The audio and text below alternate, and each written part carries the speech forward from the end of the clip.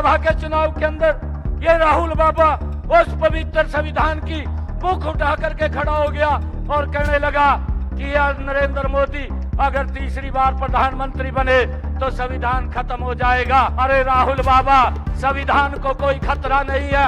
अगर खतरा किसी को है तो कांग्रेस पार्टी को खतरा है। मैं आज पुंडरी की सरदारी के बीच में एक बात ये कहने के लिए आया हूँ, ये कांग्रेस के लोग अगर यही झूठ का सहारा लेकर के चलते रहे 2029 में इनका कोई नाम लेने वाला नहीं बचेगा। कांग्रेस पार्टी पूर्ण रूप से समाप्त हो जाएगी। भाइयों, इनकी देशभक्ति तो कहां नजर आती है। ये कांग्रेस के लोग जिन्होंने उस पवित्र संविधान का अपमान करने का काम किया, धारा 370 ये कांग्रेस की ही देन है। जो धारा 370 जम्मू कश्मीर के अंदर लगाई गई थी और भाइयों हमें परमिट लेकर के जम्मू कश्मीर के अंदर जाना पड़ता था, ये कांग्रेस की ही देन थी।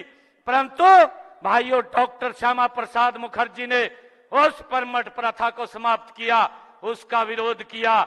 इस भारत मां के लाल नरेंद्र मोदी ने उस धारा 370 को समाप्त करके डॉक्टर भीमराव अंबेडकर जी के उस पवित्र संविधान का सम्मान करने का काम अगर किसी ने किया तो नरेंद्र मोदी जी है भाइयों।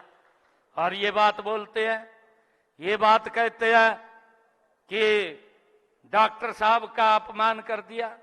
अरे राहुल बाबा, तुझे अधिकार नहीं है, कांग्रेस के लोगों को अधिकार नहीं है कि वो डॉक्टर भीमराव अंबेडकर जी के ऊपर ऐसा पवित्र व्यक्ति जिसका पूरा जीवन भाइयों उसने इस देश के पवित्र संविधान को देने के लिए दिया है, आप लोगों को अधिकार नहीं है कि उसके ऊपर कोई एक शब्द कह सके।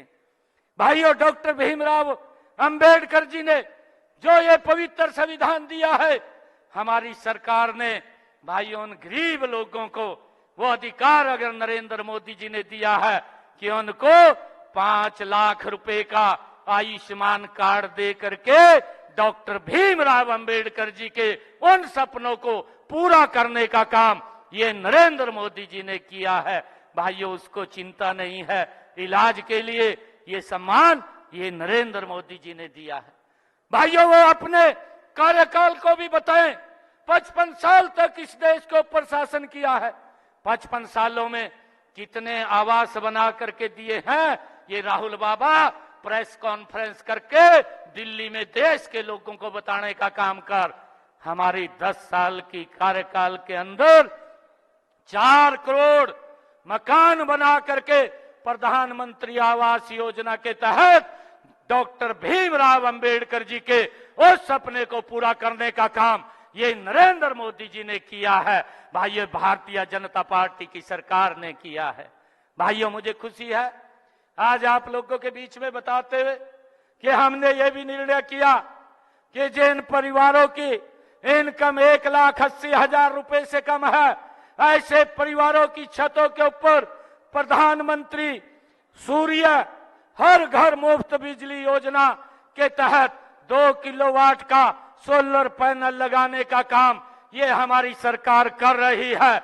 और अभी तक हमने 1 लाख परिवारों की छतों के ऊपर ये सोलर पैनल लगेंगे और हमने लगभग 6,000 साढ़े 6,000 घरों की छतों के ऊपर ये बहुत कम समय के अंदर लगे सोलर पैनल 2 किलोवाट का लगवाने का काम ये हमारी सरकार ने किया है और गति से कर रहे हैं।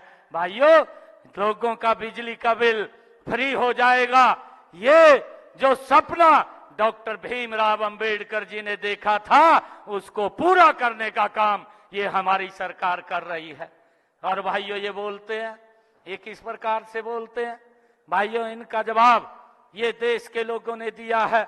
राहुल बाबा को कुछ और नहीं फंसा, ना कोई बात थी, ना कोई मुद्दा था, ना इनके पास बताने के लिए है।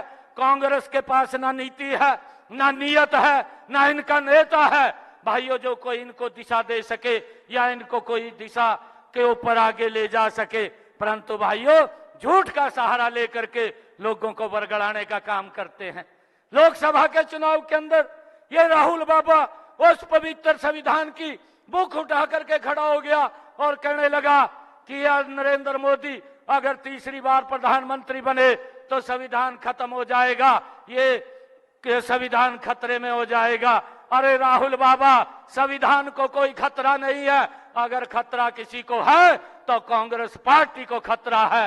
मैं आज पुंडरी की सरदारी के बीच में एक बात ये कहने के लिए आया हूं, ये कांग्रेस के लोग अगर यही झूठ का सहारा लेकर के चलते रहे 2029 में इनका कोई नाम लेने वाला नहीं बचेगा। कांग्रेस पार्टी पूर्ण रूप से समाप्त हो जाएगी, साफ हो जाएगी। भाइयों, देश के लोगों ने ये निर्णय कर लिया है।